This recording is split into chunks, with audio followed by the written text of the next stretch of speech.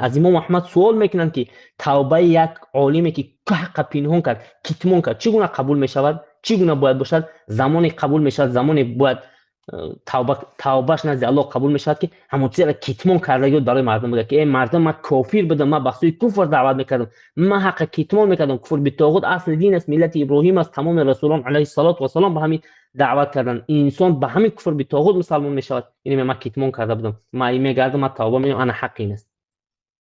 الا الذين تابوا واصلحوا وبينوا فاولئك اتوب عليهم وانا التواب الرحيم. و بعدا که تو رجوع به الله سبحانه و تعالی، الله توبه پذیر و مهربان است. انا میرا قد توبه قبول است. انا این بد مسئله که من در این صحبتی که با سوراب کردم بیان کردم که این قدر خباثت انسان به اندازه هست که کتمان کننده حق این قدر خیانتکار در دین الله است. خیانتکار ما هستیم که این انسان، ما در یک اعوذ بالله من